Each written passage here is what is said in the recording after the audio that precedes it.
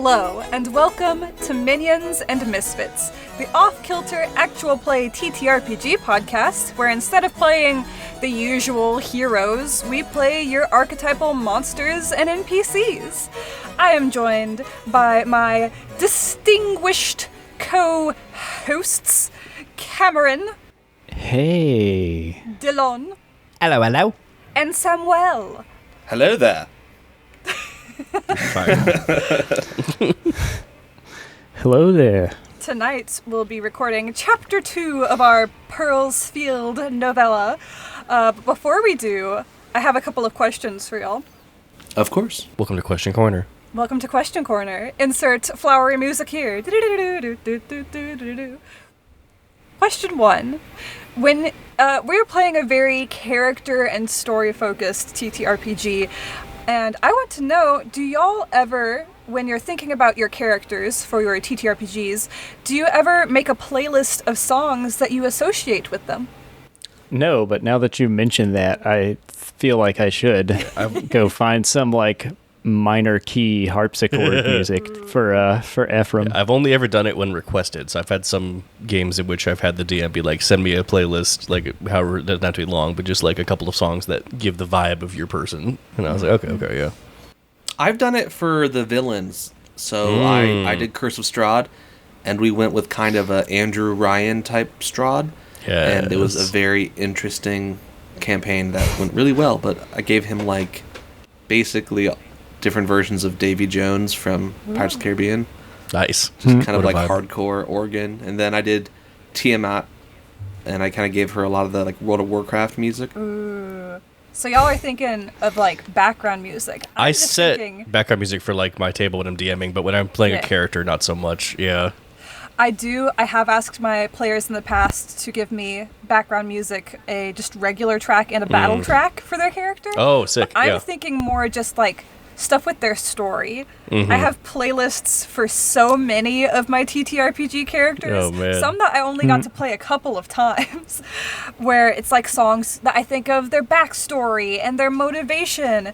Dralshia, who I brought in for the one-shot, our last Christmas Life Day one-shot, she has such a big dadgum playlist, and I love it so much. I listen to it when I need a punch.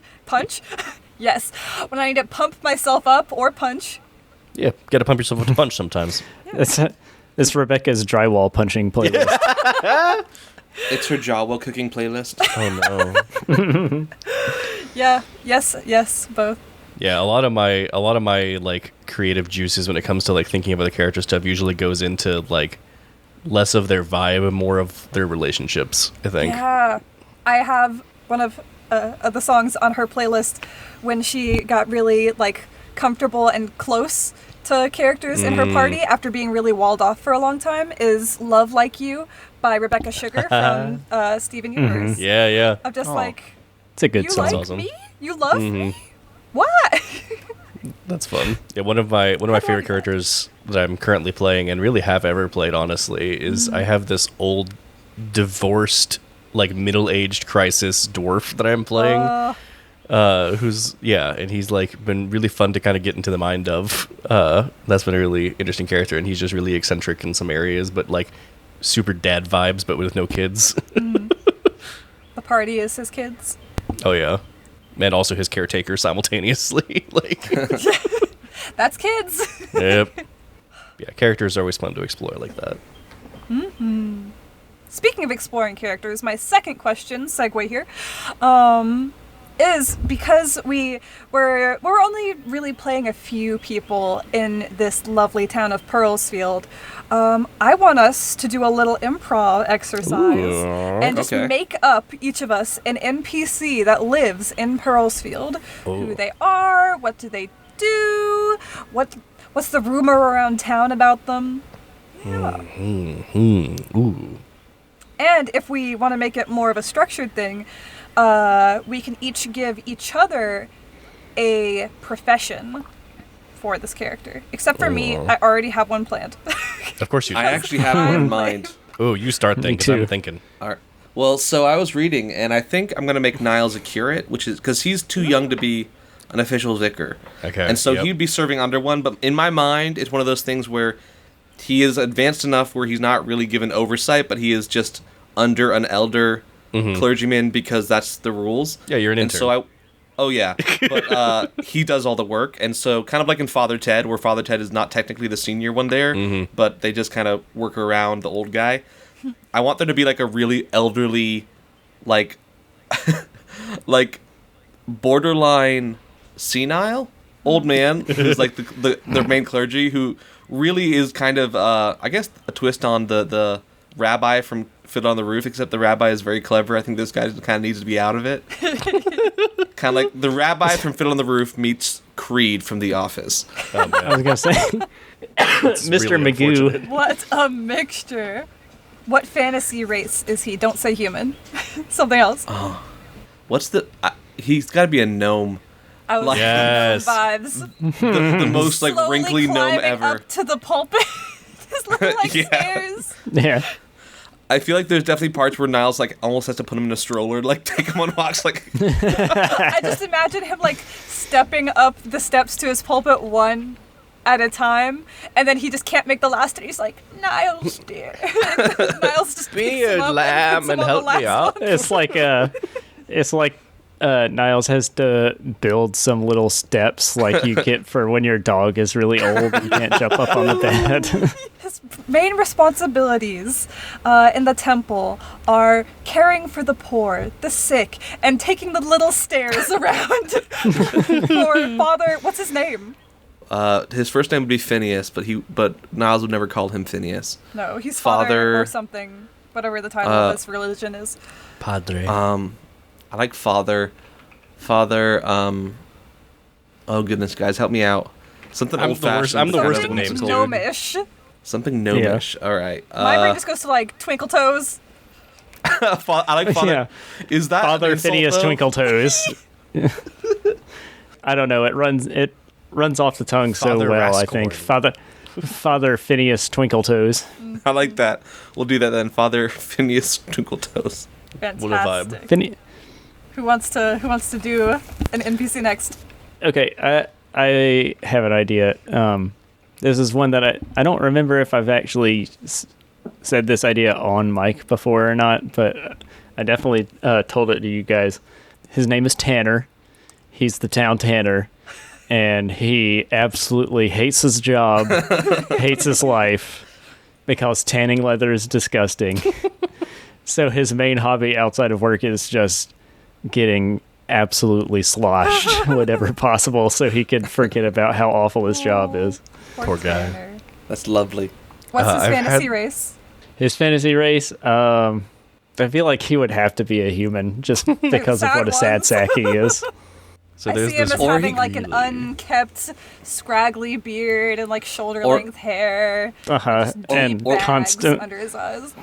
What if he was constantly like a smells dwarf? like a latrine. What if he was a dwarf? Because it's like he's carving the worst thing.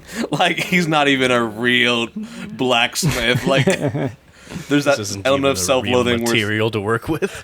it's like I'm not supposed to be working with living things. Like My parents I tried don't to know. warn me. I picture dwarves as having this sort of inbuilt self-respect that Tanner Doesn't even does not allow them have. to get to Does- that point. Yeah. Yeah, that Tanner does not possess. Humans don't have the self-preservation all the time. The dwarves, well, maybe not self-preservation, self-respect. That's the better. So there's this really crusty Dwergar dark dwarf that's in town that no one knows where he came from. No one knows how long he's been here. He just seems to have been always here in the town. And every time someone asks him like what he was doing before he came here, it's always a different answer. You never quite know what's going on with him. But he's been hanging out, and he's just like the resident like old weird guy in town, but somehow knows a lot more about what's going on in town than most people. Nice. He's the shady back alley guy that you go to for info Yeah. and a watch. Yeah. They always sell watches. Oh, but what's... Oh, we got Tanner's name. That's right, we do have Tanner's name. What's Krusty McGee's name? What's Krusty McGee's name? What's a good like dark dwarf Krusty name? McGee. Krusty McGee is actually a pretty great name. What about- if we just call him Krusty? He never told anyone his name. No one knows. It's When a they new ask, name he every says, time. I haven't heard that name in a long time. His middle name could be like Slitthroat, and he'll be like, "My name is Krusty Slitthroat McGee." What was that middle part? Nothing. Just crusty. Just Don't worry crusty. about it. Just crusty. Want to buy a watch? Opens trench coat. It's just a bunch of Want to buy a sundials. sundial? Yeah. Yeah, it's like isn't that a bit in Hercules? Oh yeah. Oh yeah. But this is, I guess we're Yeah, kind we'll of call going him with an Krusty. Austen vibe, somewhere between Austen and medieval, like a bunch of historical webtoons these days. Mine.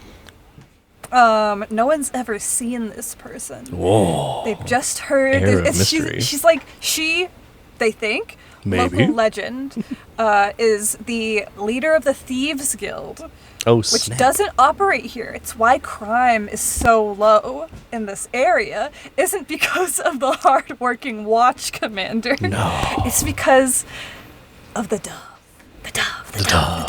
The dove. She was born and raised in Pearlsfield, and though she chose a life of crime, she is still a noble criminal and keeps crime away from her beloved hometown, though they say she still lives here.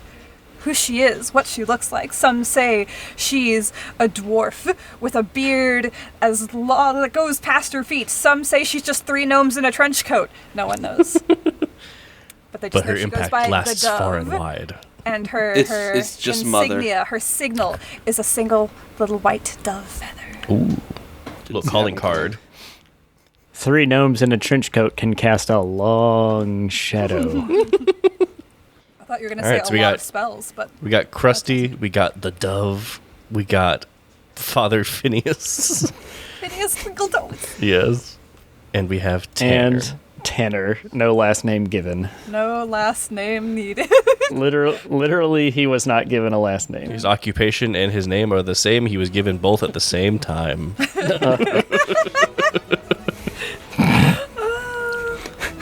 And with Yeah, that, no wonder he's so miserable. with our town expanded, let's dive into Chapter 2. Yay.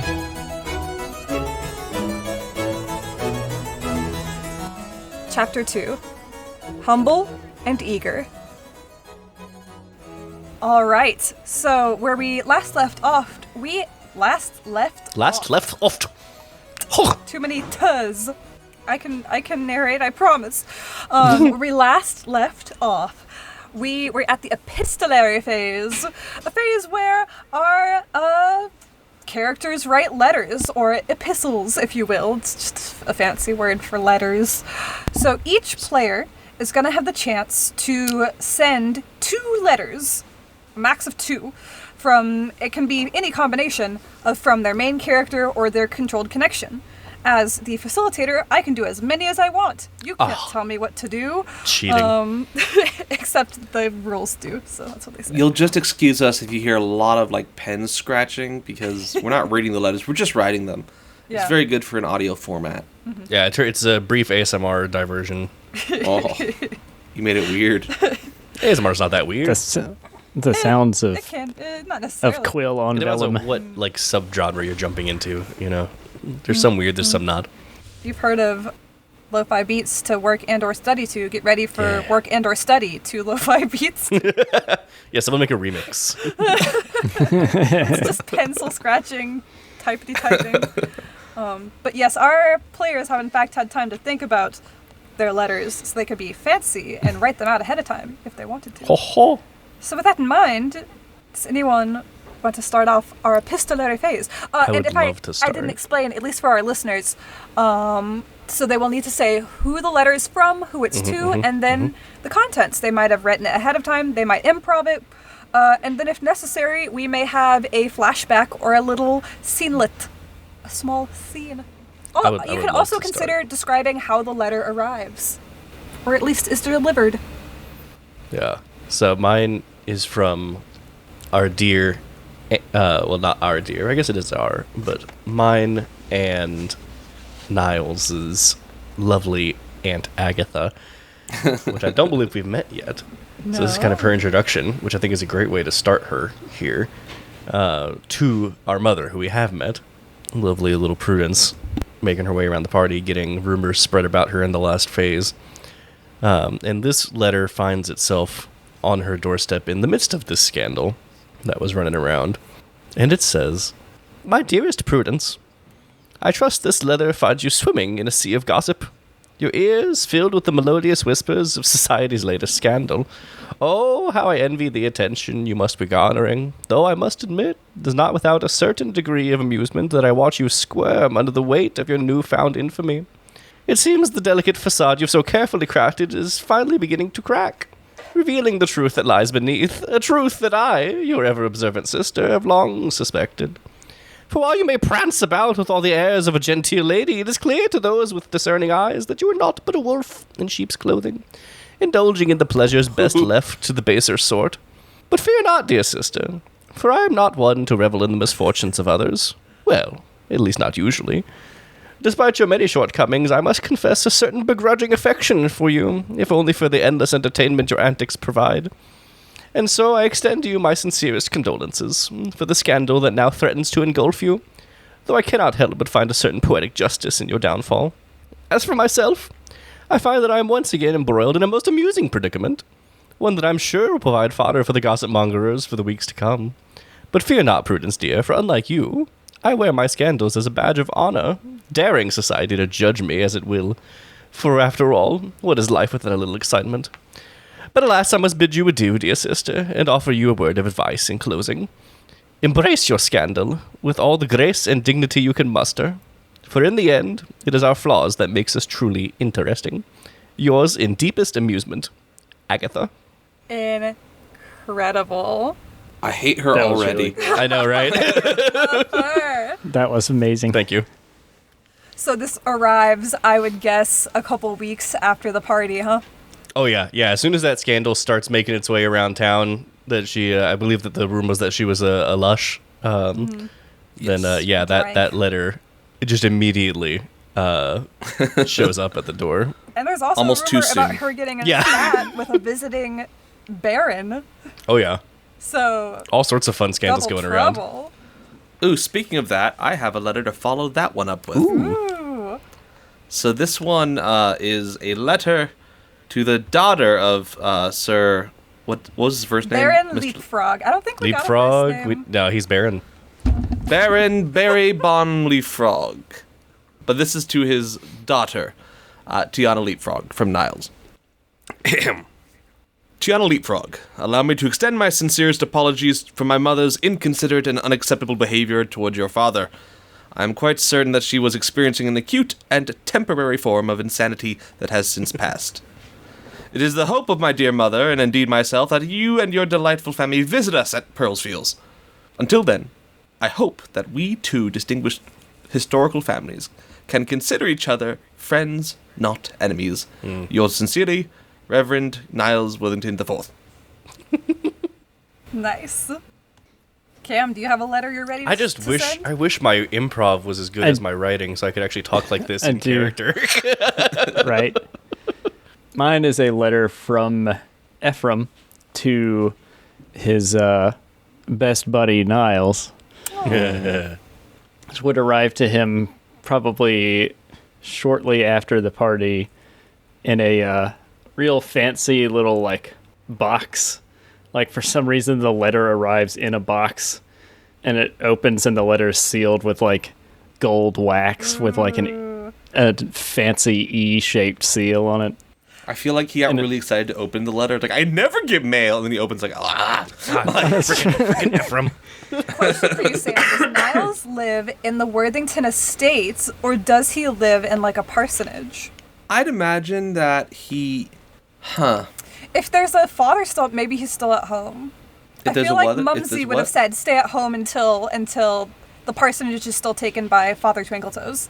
I I feel feel like you're almost Father Twinkletoes' like caretaker though at this point. Like, yeah, I feel like he's almost taken an opportunity to get away from home, and like he enjoys his liberty be living in the parsonage because he is like taking care of Father Twinkletoes, but like it's a human-sized parsonage and Father Twinkletoes is a dwarf, and so it's like he Extra only small needs gnome. like one bedroom and one bathroom is like way more than enough than Father Twinkletoes needs. So it's almost like taking care of like a hamster. Like it's like he's just with an oversized. Small dog. That's a person. He's just an oversized French bulldog where you just kind of have to roll him over to bed every night. Like one sometimes. Exactly. Oh, Bring my lotion. He calls Niles Miles, and no matter how many times he's corrected, he never changes. He's like, that's nice, Miles. That's a good boy, Miles. My name is Niles. That's not a real name. So what You does this just letter, made that up. What does this letter say when he opens it? When does it arrive, though, also, as we work out our timeline here? It arrives like a week after Ephraim and Georgiana and Frederick show back up in town, so about like a week after the party. It says, "Dearest Niles, I understand that mine and Georgiana's presence at the party last week was rather a surprise to you, and I hope that you haven't come to think that we did it on purpose to perhaps, I don't know, upset you or needle you in some way. Let it be said that I'm ready to let bygones be bygones if you're ready to let bygones be bygones. Well pointed. May we meet again around town. Perhaps we can say soon we'll have a nice conversation and set all of these troubled waters behind us. Yours, Ephraim." Now that New address, who dis?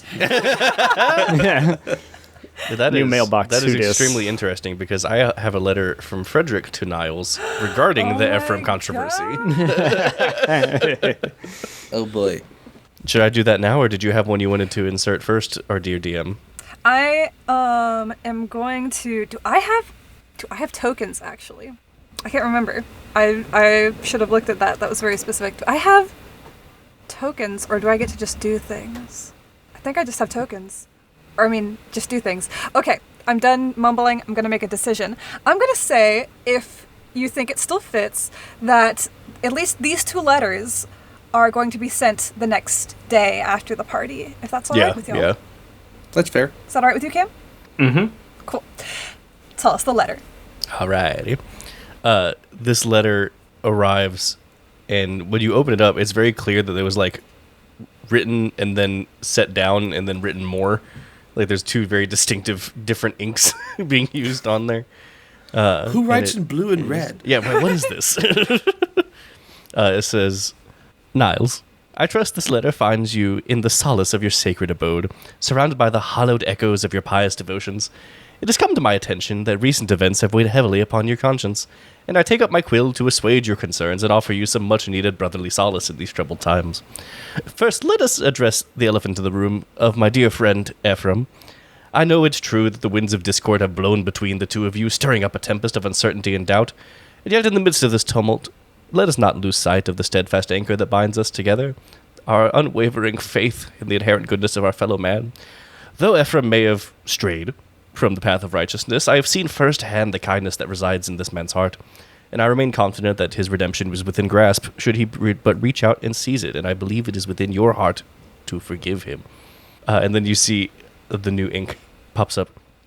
Also, in matters of worldly nature, I am thrilled to have introduced you, dear brother, to my recent fiancée, a woman of unparalleled grace and beauty.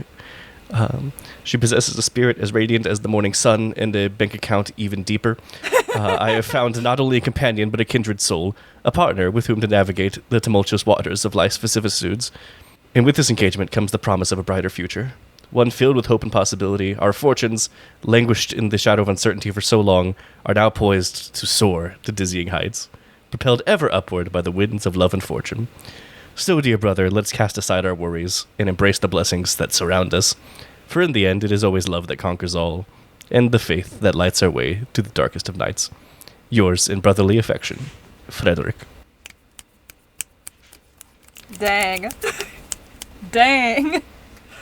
Well, first, how did Niles respond when he opened the second letter? I feel like when he read the word pious abode, that is like the cue for Father Twinklefoot to like fart. It's like, Miles, can you bring... I feel like it's with the letter, it's one of those things where he like tries to write back a congratulatory letter, but every time he's like, this comes off as too passive aggressive, or this is lying, which is technically against my religion, and so he just puts off writing it and just ends up not writing a response. This one comes off too passive aggressive. This one comes off too active aggressive. This one comes off too aggressively passive. This one's too supportive. This one's not supportive enough. Dylan, when did Frederick write the second half of that letter? He wrote it after. So the first half he had already written before coming back to town, and then after the party that we had, he came back, and I feel like he wrote that while partially drunk after the party. While still buzzed at his writing desk, he scribbled the last half of that letter and folded it up, and it was only then that he caught the whiff of a floral perfume, a flower you can't quite place. Oh, that's and lovely. saw a little folded letter sat nicely on his desk. What's this? Upon grabbing it, you see clearly in Georgiana's handwriting, "My dear Freddie." Oh, she calls me Freddy. Let me get into her accent. Let's see here. British. In all the hustle and bustle of last night's festivities, I believe I forgot to tell you something very important. Thank you. It was such a relief to know the plans for our arrival and reception were in your hands. I have never had such a smooth trip and such a delightful party to arrive at. I have a truly capable and dependable fiancé. Now I am afraid I must make another request of you. Your dear mother intends to give me a grand tour of the manor, starting quite early, and I fear that she intends to keep me busy with the tour all day. That will leave me with little time to see you, except just before dawn. I know I can depend on meeting you in the East Garden to watch the sunrise. Yours, Georgiana. And I said, that's lovely. And then I pass out. Before you pass out, you turn to pass out and you knock a second letter. Oh my God, there's so many letters on my desk. When you bend down to pick it up, it is a simple piece of parchment, sealed with a simple wax seal pressed into which is a small white feather. It can't be the dove. I rip it open. It has very little on it. It simply says, "Arrive at the drop point just before dawn. Alone." Every time with the conflicting messages and everything else to go on. Oh man. Anyone else have letters they want to send? I'm torn between two. In my mind, Niles writes another follow-up letter to Lady Leapfrog, but I also want to write a letter from Vlad de Baguette. Go with Vlad. Which one. Vlad? Yeah, let's hear from Vlad. All right. It's to Ephraim. It's written like very hastily and in a manner. I mean, we're not great writers here, so we're already kind of writing in faux fancy. But this is even more faux fancy. And so it basically says, "Ahem, my dearest." It says ahem. It's written out. Yeah. It was dictated. Every little sound that came out. Chair creaks. Jostling of the microphone. No, don't write that. Dear Ephraim, and like it's several different attempts to spell the name Ephraim. Various spellings. I hope you do not mind, but I saw it fit to visit my good friend E. He just puts the E. As he visits Prettsfield, crossed out. Pearlsville, crossed out. Pearlsfield. Ah, man. Remember the times before erasers? Words are hard for me sometimes, but I hope you know that I am forever your friend. And friend is spelled incorrectly. Tweez. No, FR, friendship, like love and friendship, where it's spelled incorrectly. I hope you know some delicious crossed out beautiful women. I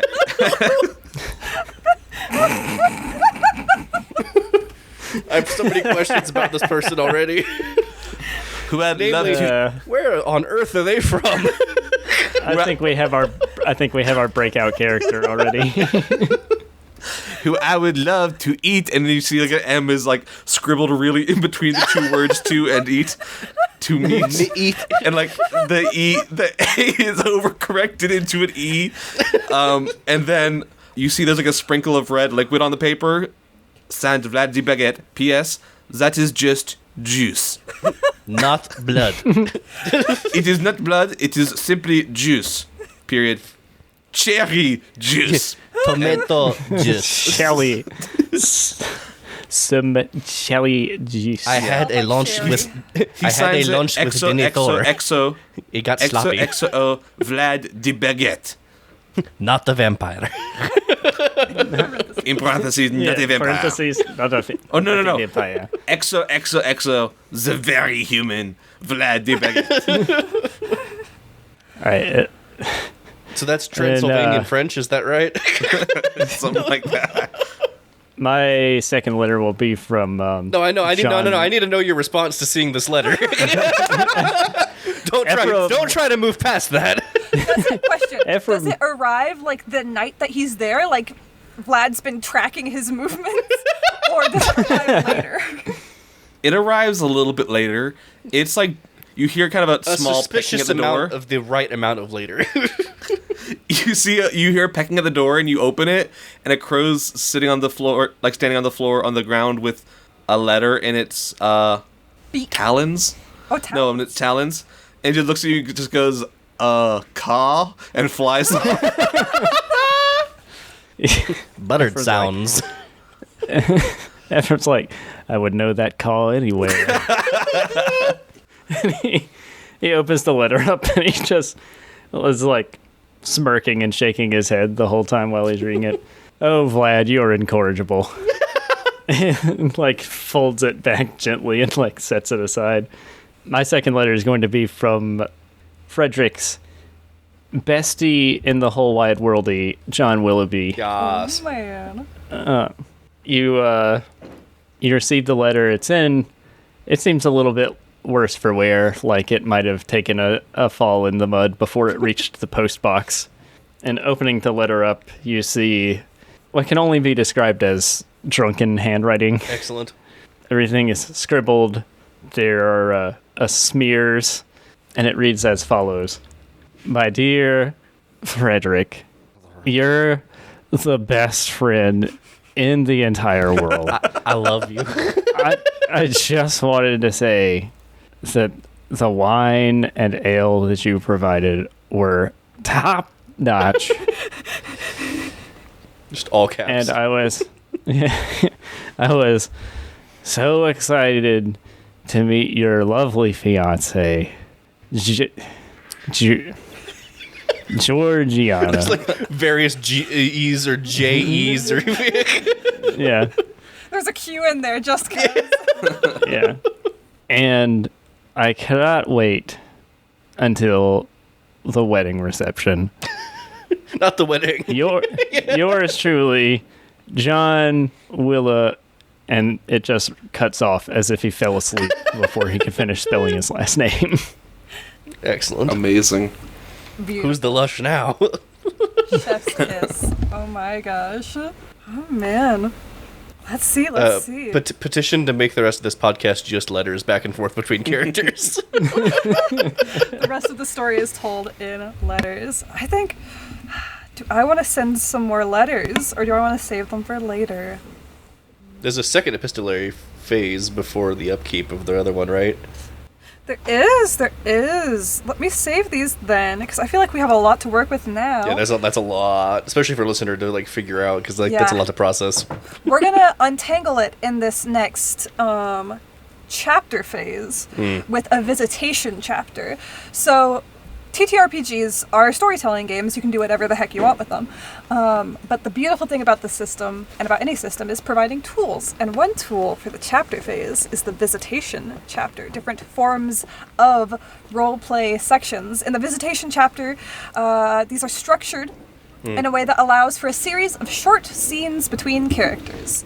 They provide such an as opportunity. the various meetups we just set up. Precisely. An opportunity for intimate conversations and for characters to take action outside of the public eye. Visit for the purpose of this chapter is interpreted broadly. It may indeed be attendance at another's house, but it could also be an arrangement to meet somewhere by mutual agreement.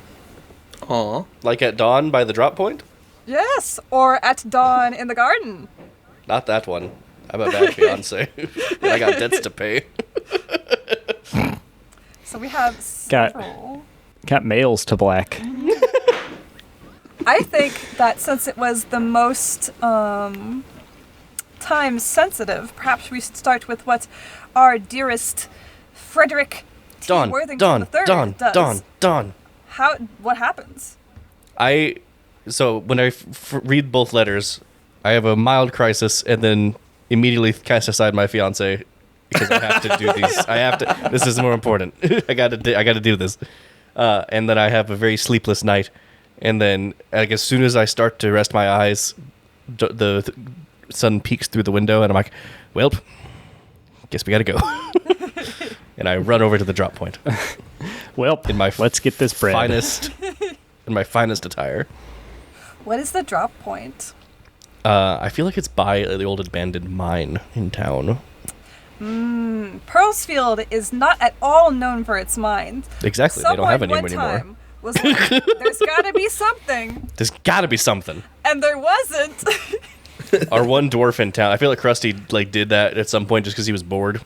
But then he's like, there's literally nothing in this rock. All like the haunted mines and all those starter towns are always like really big and their own dungeon. I kind of want this mine to just be like 20 feet deep. Yeah, it's like a cave, and they're like, nah. After about 20 feet, they figured, nah. Yeah, they dug for like 3 days and then got bored. It's just like, there's probably nothing in there. Talk about taking it for granted. Am I right? No. It has a sign that says "Keep out" or "Don't." We don't care. It's like one of those Minecraft things where there's 6 pillars and like a little tumbler in the middle, and that's it. So that is where you go to meet the dove in your finest attire.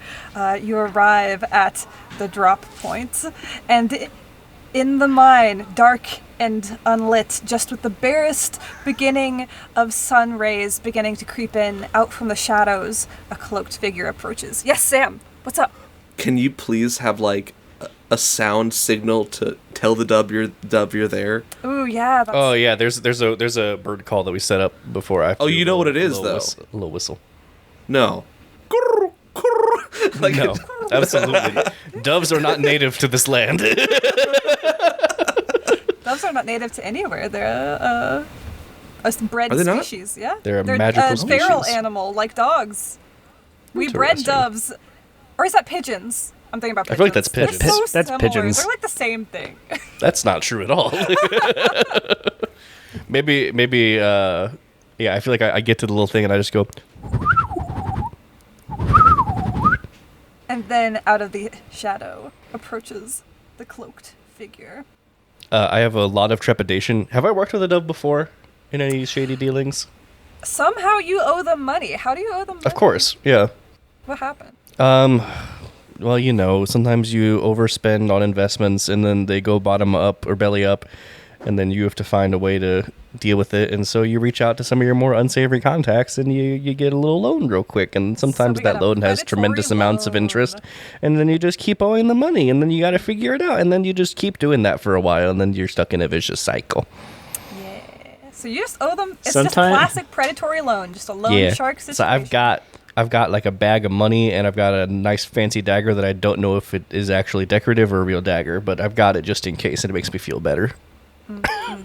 Sometimes you get sharked at pool by the same person 4 times in a row. But, you know, it's hard to, like, I'd already exhausted, because I can't go to a reputable, like, bank, because then they'll know I'm broke. Yeah. And I can't have that go around town, so I have to go to a little more unsavory sources. Yeah. The cloaked figure approaches from the shadow. Very impressive that you didn't notice her before, because the cloak is white. That's quite the outfit. And their face is not visible in the shadow of the cloak. I try and put on a brave face and a little tough guy exterior, and I'm like, well, Dove, I've got the goods. If you've got the hands to take it, how does this work? Slowly, her arm stretches out, and even her hand is just gloved with white, with gold claws on each fingertip. And she holds out her hand. God, your aesthetic is always so good. I have to take notes sometime. I included a little extra. You'll notice. I hope this improves our. I don't know if I'd call this a relationship, but our mutually beneficial arrangement. You're like a civilian on their first Oh, absolutely. Yeah. thing. Yeah. You're just talking way too much. She slowly pulls the drawstring of the bag and reaches a gloved hand. I don't know. Clawed gloved hand. Yes, all of the above. And she pulls out a single piece of gold and looks it over on either side, holding it between her fingers. She drops it back in, weighs the bag, cinches it, and tucks it into her cloak and says, "Oh, Frederick, you're not going to pay off your debt if this is all that you can give me. Things are turning around. Like this, with that little fiancé of yours." Yeah.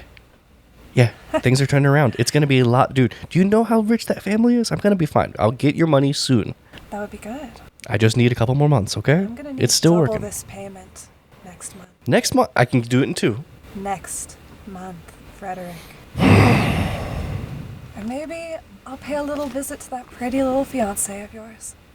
No, I guess that doesn't have to benefit you. It just has to scare me. Okay. Yep. No, okay. Next month. Got it. I'll make do. Good luck with the wedding. It's like, why couldn't she just go visit Aunt Agatha? Aunt Agatha. Please. Oh no, not Aunt Agatha. No. Oh, how terrible. Please stop. Yeah, why do they always threatens the one I actually love? All right. 1 month, double the payment. I can make that work. You will make it work, Frederick. Yeah, I guess I don't really have a choice, do believe I? in you. Oh, thanks. That means a lot, actually. And she fades back into the shadows. Yeah. And yeah, as soon as she leaves, I just kind of all the stress hits at once, and I'm just like, oh, okay. Whew. All right, 1 month. We could maybe move the wedding up. I could talk to her father about, especially arrangement. There's options. We can figure something. We'll be fine. We'll figure something out. We'll be fine. We'll be fine. And I look see where the sun is in the sky, and then I run over as fast as I can to attempt to meet my fiance, though maybe not for a selfless reason. I think when you arrive at the garden, she's not there. Mother's already gotten her talons in her. Talons all around today. All right, well, at least they'll be busy and occupied. I'll go work on this while no one else is looking. Does someone else have a scene that they want to propose next? If not, I have one that is connected, but I also want to open it up to y'all. I have what I want to Vlad do, meeting? but it doesn't have to happen yet. So. We could do Vlad meeting Ephraim upon his arrival. Absolutely, yes, please. Yeah, let's do. We definitely need to do that. You get another letter kind of on the day of his arrival being like, it is so good to be arriving in the Pearl Place. And he kind of indicates where he wants to meet. Where in this place, Rebecca, would a totally human, not vampire person want to meet?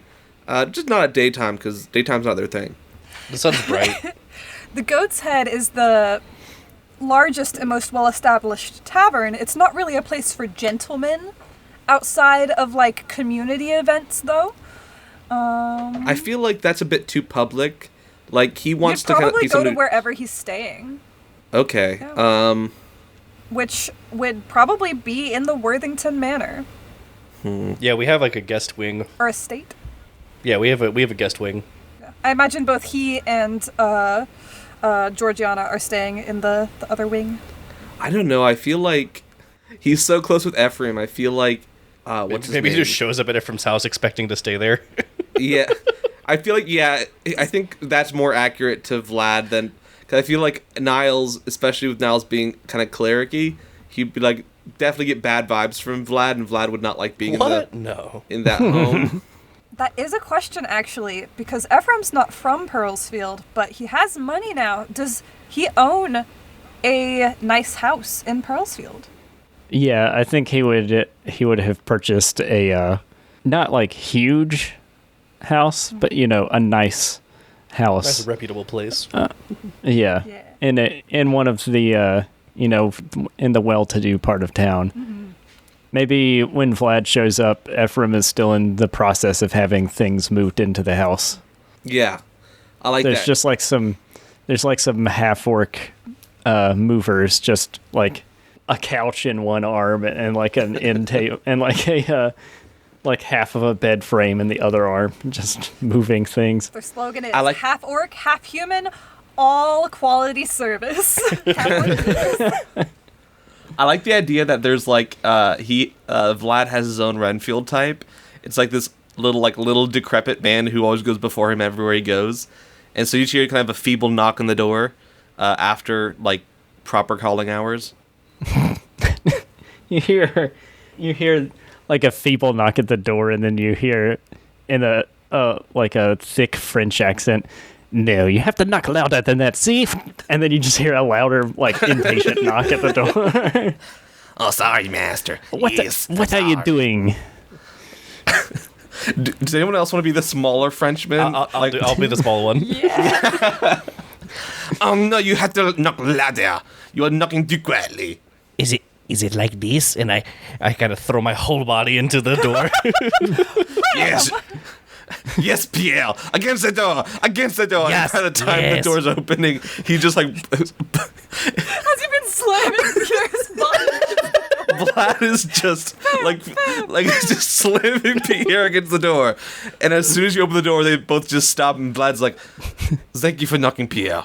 Please don't He's like holding Monsieur. Pierre by the back of his shirt. Yes. I just stare and freeze at you, and then I'm like, I am pleased to introduce Monsieur Vlad, my grandfather. Wait, he's my grandson. That was our story. Yes. No, master. Ah, Pierre, so good to see you. Vlad. Vlad. He is tiny. Get the bags. I wasn't. Fetch the bags. I wasn't. As you wish, as you wish. I must say, I wasn't expecting you so soon. Well, you know what they say about us humans. We travel quickly, and when we arrive, we're really here. That is what they say. Yes, I believe I have heard them say that. Silence! And not you, Pierre. Quiet, I will fetch the wash. So stupid. He just cowers in the corner. Is this your home? It is so wooden. It is wooden.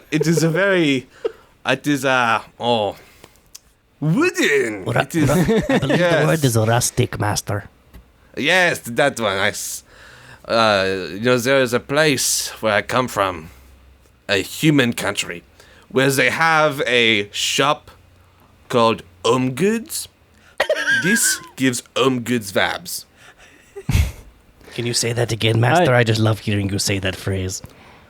Home Goods vibes. Thank you, thank you. Well, thank you, Vlad. I appreciate hearing that from a good friend. Yes, it's that we are friends. You and me, a man and another man. Wait, you're not Tell a man. me- What are you? He's a man. Half He's a elf. man.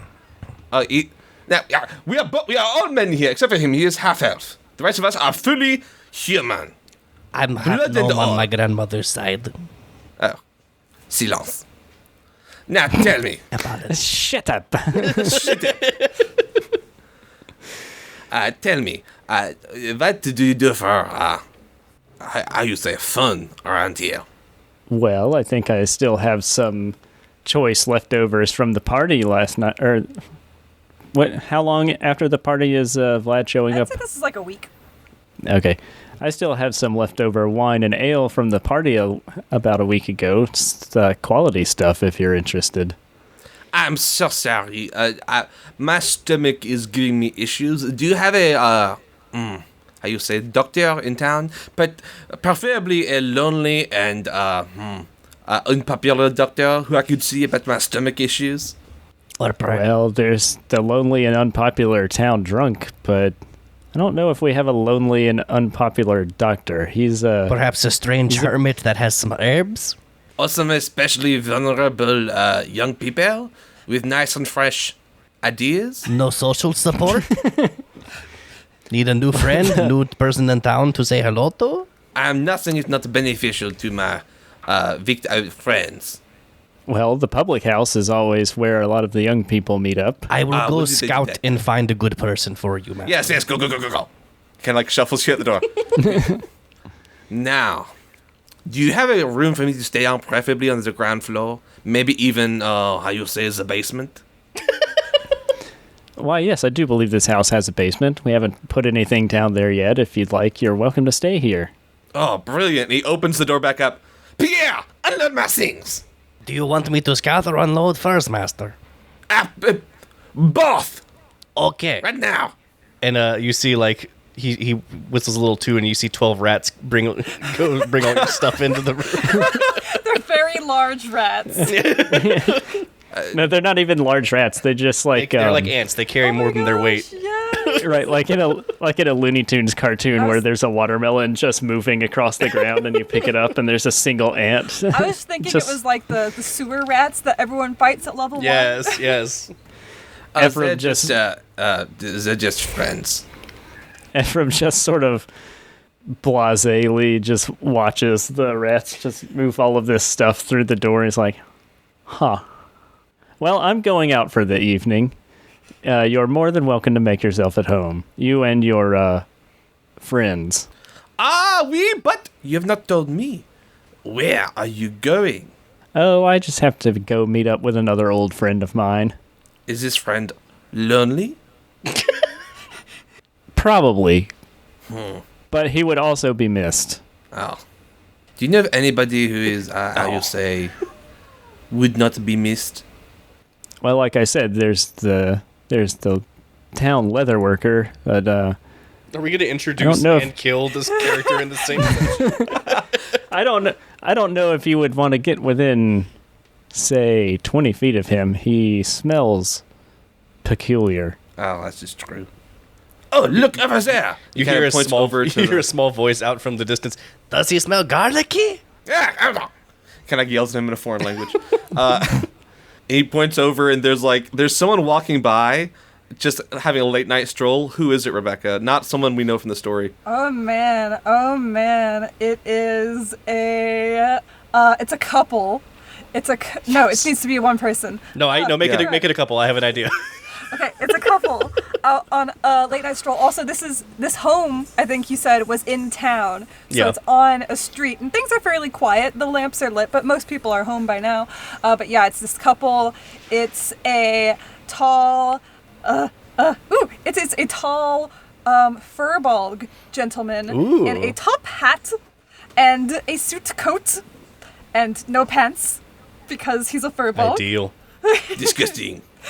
And he is walking with a dwarven woman who has curly mutton chops. Perfect. Pierre accidentally stumbles into one of them, and as he's falling, kind of like twists his own leg, like very unnaturally, and says, Oh no! Help! I can't help. It's broken. Help me! Help! Oh no! Please! Oh, look, we've got to help this person. Help. Would you, please, don't you know the doctor? And the furball says, yes, I do. I am a doctor. I'm a licensed doctor. My name is fantastic. Dr. Leo Schaffhausen. And he kind of waves them into the Help. house. Come into this room with the I locking can't door. walk. My leg. Oh, bring him in. He'll need your help. Come. Yes, someone carry me, The please. dwarf just heaves him up and tosses him over her shoulder, like You just hear more bones cracking. Oh, And as they go into the you're house, supposed to stabilize the neck. Vlad just turns towards Mr. Ephraim. A pleasure to see you. Vlad Yes, just a turns towards pleasure Ephraim and just goes. Yes. One last question. Where is the Windex? Do you have a I- Clorox? Cleaning supplies? Bleach. I'll find it. I'll find it. I don't know if they've been unpacked yet, but I'm sure Pierre can find them. I can perfect. find those. Just fix my leg and I'll be good as rain. You go enjoy your time out. We'll be fine. Okay, and this door locks, yes? Of course. Oh, In this part of town? perfect. Ephraim sort of stops it, and He like stops Vlad for a second as the other three go into the house. Has Pierre been taking acting lessons? Oh, yes, he's involved in the community theater where we are. He was in, how you say, Paris of Penzance before he left. He is very talented. Unfortunately, he is a bass, which means very few roles. He was the understudy for Annie, but it did not go well. It was a hard knock performance, if you know what I mean. Ephraim's just like, yes, shame. And then he just continues on along his way. Fantastic. That And went the door off the rails closes. so fast. You just hear in the background a, like, This leads great into something I realized Into I what, pray forgot. tell? Lead into something. How could this possibly lead into anything? So Ephraim is supposed to start with a rumor about his misdeeds and an extra that's negative right. tag. Yeah. So Right. Cam, you can go ahead and add bad connections, I think is what it's called. Well, Unfortunate if connections. Vlad's anything, he's an unfortunate connections. connection. And we'll figure out the rumor as we go. Okay. I'm going to rewind time for the next scene. can the rumor be that Vlad might be a werewolf? Next rumor phase, which is after this chapter phase, I believe. No, next is reputation, and then epistolary, and then we'll have another rumor phase next time. But the rumor about that Ephraim is the prince of werewolves, and Vlad is his werewolf. He's Knight. new in town. Now that I'm done being confused, rewinding time back to the morning after the party, as the dawn sun rises over the east garden of the Worthington estate. Georgiana sits alone Aww. for some time until she finally stands up, looks at the door, and then takes a walk. And I feel bad. Niles, how do you start your mornings? He wakes up at the butt crack of dawn, and like he starts by making breakfast for Father Phineas, and then starts by waking Father Phineas up and like giving him his daily sponge bath. Miles, dressing I Father- need to be bathed. I know. I know. Dylan plays And he all just- the little old men in this. In my heart, I'm a little old man. I imagine that Father Phineas is like super duper British though, Let's see. like super uppity British. Like, oh, hello. I can do of course, that, Niles. Yes. Miles, Yes. I must be bathed. I know. Listen, here comes the sponge. Here. It's cold, Miles. Heat it up. It has been heated up. It's so cold. You're just so old. What did you say, son? Nothing. I just said that it does feel cold. You're 100% right. Okay, Miles. Yeah. Mm-hmm. Knock, knock, knock. I'm not decent. Yes. No. One moment, please. One moment. And he kind of He just throws a sheet over him. Just the whole body, yeah. he swaddles up Father Phineas and just puts him back in his bed. He's like, he opens the door, he's holding him like a baby. Bottle in mouth. It's actually a pipe. Like instead of giving him a bottle, he just gives him a pipe. Yeah, I just like, stick my here you go, tobacco pipe smoke. in. There you Yeah, go. And he has like his sleeves. He basically looks like a butler right now because he's like dressed for the day, but his sleeves are rolled up, and his undercoat is like half covered in water because he's been sponge bathing a small old gnome. And like his hair is a bit unkempt because he's just been like doing all the chores all morning. Anyway, he opens the door like, "Yes, how can I help you?" Just as you crack the door, you immediately take a deep breath as perfume hits your nose. And when you finish opening it, there before you is the lovely Georgiana. Her hair Yes, how can I help? Good morning. All Father bless you. her Thank hair you. is braided around her head. Her bangs are neat. And she has around her shoulders this lovely shawl made of Yes. pearlescent cotton, Pearlsfield cotton, that is embroidered with just an intricate design. And she smiles at you and says, "Oh, good morning. I hope I'm not here too early." Oh, not at all. And he has like an apron on that has like flour on it, and he kind of like holds his wrist out and kind of like tries to get it under the sun to like see what time it is on the sundial. It is. Well, it is a little bit early, but that's fine. It's fine that it's early. Come in, please. Come in. What a pleasure to have my morning routine so lovelily interrupted. No, you get back in bed. Get back in bed. I can't. You've wrapped me so tightly I can't move. I'll be right back. And you just like after a few moments of just like hearing like clothes being flung around the room, like he just kind of shoves out the father, like not in a like in the way that respectful manner. Yeah, like just in a way like like come on, old man. Yeah, yeah. In a way where Let's get you to bed, Grandpa. The like the kid will be fine. Like he's not hurting it. It never ever would ever hurt. No. It's not an abusive relationship. It's no. Yeah. Well, it is, but not from that end. Yeah. Have you had breakfast? No, I would love something to eat. Oh, yes. I just prepared. I prepared it for 2, but 3 is super easy. And a few moments later, you see them both kind of sitting at this very kind of meek and meager table with like a very simple, like cloth dress on, not cloth, tablecloth on it. Yeah, tablecloth. Yeah, table dress. And, yeah, table dress, and it has like a very simple set around it. Nothing like what they would have at the manor, but it's just very simple parsonage stuff. And kind of there's 2 seats, one at either end, and then there's a third one that's kind of like it's like a high chair. Old man high chair. It's a high chair. It's an old man high chair. And he has a single boiled egg. Yes. Yes. And I have It's like- it's two like little a- spoons that I just kind of scoop out the innards of. It's soft boiled. It's like a Yes. it's like a quail's egg. Yeah, it's like in the little little mount. Those little holders. I imagine Niles would go through the trouble of cutting out like toast soldiers for him to dip in the egg. For sure. Yes. And they each have like different weapons. Like he's gotten really good at it. Nice. You know, I served in the war back in the day. Yes, we know. We know. And he kind of like just puts his hand on Father Finish's hand and kind of taps it. Forward, and he dips the soldier right in. Yeah, there we go, General. Good job. Georgiana is quiet. She smiles, and she's polite, and she kind of pokes at her food, but you'll catch her just kind of looking down at it and getting distant. Oh my goodness.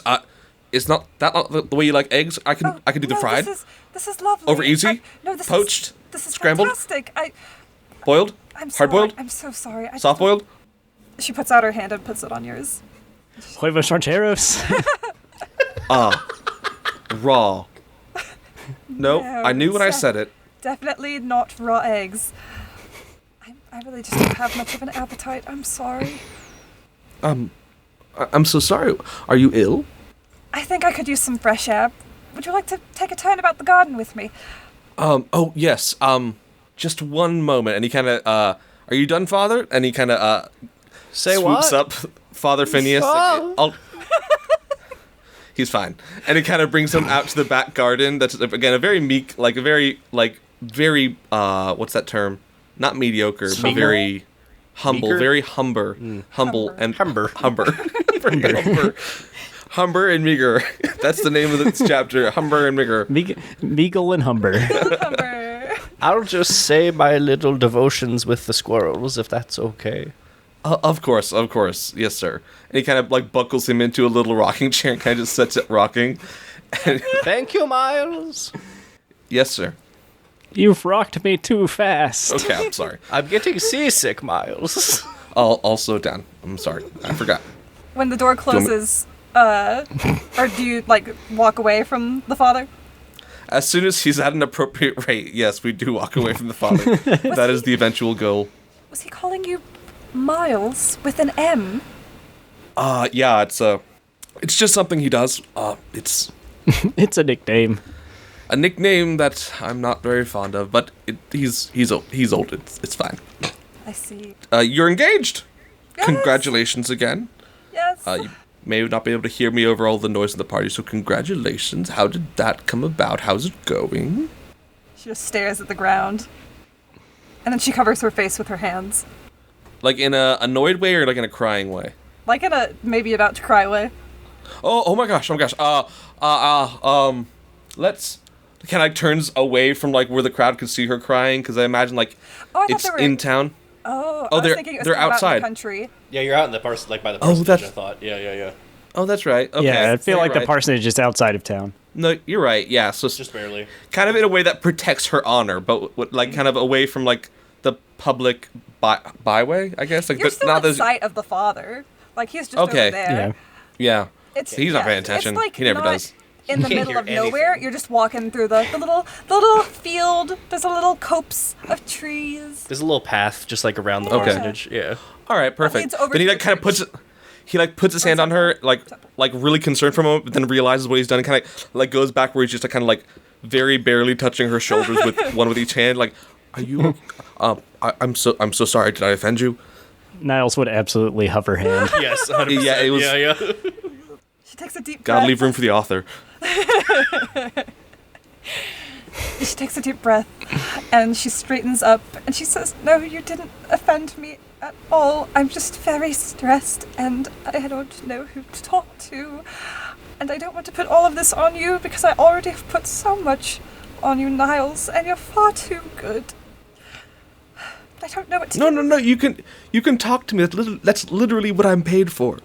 But I don't, but we're doing this as friends. You don't have to pay me. You're my I'm just- friend. it was a I joke. don't want to treat you like you're just some faceless clergyman behind a booth for me to unload on. I'm sorry. It's- I shouldn't have come. No. What are friends for? I will help in whatever way I can, as I've always done. You have. You've been such a dear friend to me, Niles. I don't know what to do. Your brother is wonderful, truly a generous and lively spirit. We were introduced by our friend Ephraim, and we clicked, and our businesses clicked, him being the heir to a textile fortune, and me with my fashion business. It just made sense. I thought He's like this holding her hand like a little bit too hard now. She's also Like- like squeezing your hand tight. Yeah, like for sure. He's like not trying to be aggressive at all, obviously. No. Like, but it's very much like they're both like he's very stressed out by this and trying not to be like. Oh, But is then at that moment so? she squeezes even harder, so hard it hurts your hand. She's got a grip. She knows. And I just feel so guilty because the money is gone. What? It's gone. Well, it's not gone, but it's going to be. I have to. Oh no, it's gone. I had all these pre-orders for the summer line, my premier line of clothing, and it was going to set me up all this money, and the clothing is gone, and I don't even have enough from the pre-sales to make it all back up because it all burned to the ground, and I don't know what to do. I hate myself. I need your brother's money. And I'm such a selfish person. No. But my dreams are in ash, and I have people relying on me for these clothes. They've already paid me, and I've had to spend all that money just to clean this up, and I still don't have the clothes. The warehouse has been to the ground, and I don't know what to do. I don't know how to tell your brother. I don't want to put this on him. I don't want him to think that it's just for the money, but I really need the money, and I'm a bad person. No, not at all. And he kind of like, I imagine that he probably like lets her lean onto his shoulder a little bit, like, oh no. She does. She just like head thump into your shoulder and just starts to cry. And he kind of like looks around to make sure no one's walking down the path, just because it's still in that period where any sort of like even like touching is kind of weird. It's like You just hear the father in the background being like, "Wee." He's doing his You- he's giving a homily to the squirrels and birds out there. I was gonna say you look back and there's a raccoon just rocking him in the rocking chair. Does Niles know about the money issues? No, Niles does not. He knows about hers. He doesn't Right, know but not about. Fred's. You know. No, Okay. he Freddie kind hasn't of. told anyone, has he? Nuh-uh. So how can I help? I don't know. I just need the money to fix this mess, and I need to be a good fiance. I don't know what to do. And, you love him, right? I like him. And I need him, and that will have to be enough. Huh. I suppose what I need from you, Niles, is courage. I need my friend more than ever. Your mother is mean. Also, she was very rude to you last night, and I do not like that whatsoever. Yeah. That was unacceptable. I don't like that the father calls you Miles. That's not respectful. He's not that far gone. He can say your name properly. I mean, he's pretty old. He's basically a potato at this point. All right. But if anyone else in the parish calls you Miles, I will correct them. Oh, that's very kind, but not necessary. You're my friend. Miles, Niles. I mean, they're right next to each other in the alphabet anyway. But yes. So what we Milton, can do... I need some milk. There's like a Oh. there's like a jock priest from the next town over that bullies him by calling him Miles. Like a Minotaur priest. Oh my gosh, yes. Brother bro, like something like that, like something really like Brother over the Weldon. top. Yeah, bro Weldon. Don't call me father. Call me bro. Okay. How can I give you courage? I don't know. Just keep being you. Well, if there's one thing I'm okay at being, it's that. But how about, to keep up your appearances, I can help you run some charities for the church or something where either we can help your thing make money. Obviously, we can't run a charity into you. That would be bad. No, we can't. No, lie never do that. about But, something even worse. no, that'd be very, very bad. But perhaps I could give sewing lessons and for free, and use the work to create clothes. Oh, If you need money, no. I keep $5 under my pillow. thank you, Father. That's very generous. How does he hear that? But what about this? We can say that as a philanthropic endeavor, you've come to town and you are offering sewing classes at a reduced rate because you are a high-end designer, and you can still charge, but just don't charge exorbitantly, and it'll still be a good deal, and you can get some money that way, and you look kind while doing it. Yes, and you could help me spread the word at Yes. at the temple meeting on Thursday.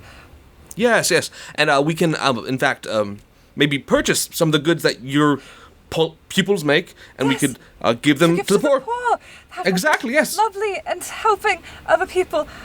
Niles, you're fantastic. Thank you. Anytime. My rocking chair stopped. Coming, Father. She kind of gives Niles a look and hurries that way. You turn and the raccoon is just carrying him away. When Niles is by himself, he kind of just thinks like there. He sits there for a minute, and just kind of says, "She likes him. She likes him." Huh. Kind of shrugs to himself and walks away. I have one more scene I'd like to propose, if that's okay. It'll be a short scene. But Frederick goes to the public house and asks the barkeep if they had seen that group of adventurers that came by, because he had invested, I believe, into their expedition and was hoping for some return on that.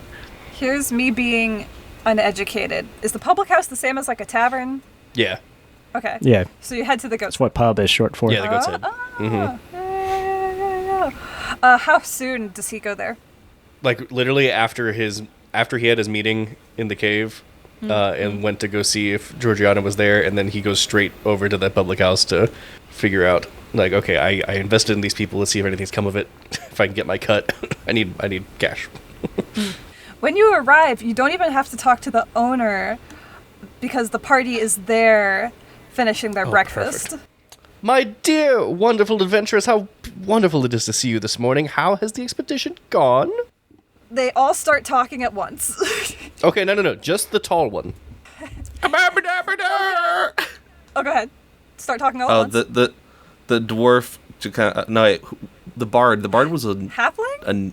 halfling. Yeah. So the one not tall one begins going, well, we saw all sorts of things everywhere, and we sing a song about it. And it kind of just dwarf is that very is obnoxious. also not tall. Yeah. It's like, oh, well, we've got some side things that we want to handle first. Got some pelts to take to the tanner. I turned into a squirrel. Like, they all just... Lovely.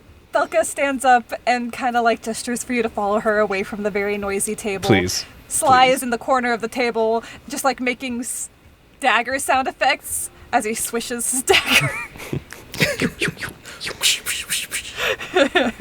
He's like doing like the knife between the fingers thing. He's like, and I got that one like this, thunk, and I got the other one like this, thunk. So Thelka pulls you aside and says, we haven't actually made it into the ruins yet. It's been like a week. It's been a day. It felt like a week. The party was last night. I know, but it felt... I mean, it does kind of How feel like fast a week do to me, just adventurers because move? we've already been doing other things. Yeah, that's more But- what I was wondering about, is because I heard that there were things happening with you guys. Yeah, we went into the woods and encountered some wolves, and then they wanted to take their pelts to the tanner this morning to get money. Good luck with him, by the way. Yeah, I'm really concerned about he's not his okay. mental health. Do you have mental health professionals in this country? Not my brother, No. I suppose. Okay, so to the priest, got it. But no, we have yet to get any real treasure that they are going to want to give away. They just have Okay. some money now, which they spent Oh my gosh, on can we do a morning counseling booze. session between Yes, please. Tanner and Niles at some point? Yeah, that'll be a down Yes. the road. Yes, that'd be Absolutely. incredible. But Well, we, best I'm of luck. hoping to get us back on track. Yeah, it sounds like you have quite the handful with that group. Yeah, it's tough being in charge of an adventuring party. I can only imagine. It's tough being in charge of just me and sometimes the other people around in my family. Can't imagine dealing with those kinds of personalities all the time. Yeah, you'd think you'd get used to it, but nope. Well, if you happen to come across anything good, just let me know. Yes, and After- thank you And if you for require all more the helpful supplies, things. just say the word. We have already used half the healing potions. That's deeply unfortunate. I will have them send After some more. After she says that, you hear the rogue with the doing the hand. Yeah, you hear the one doing the hand and knife thing. Just go, thunk, ow, Curses. and then the part just goes, And you okay, just- it happened Yeah, again. you just hear the uncorking of a potion bottle. Please, you don't need to drink the potions after every. They're really better for picking people back up when they. I've got to go. I'll send Thank some you so first much, aid Lord kits. Worthington. Thank you. She hurries back to the table. And scene. Fantastic. And I think That was that's where we'll amazing. end this chapter.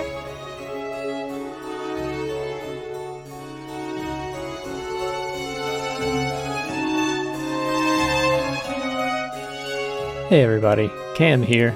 Thanks for listening to Minions and Misfits.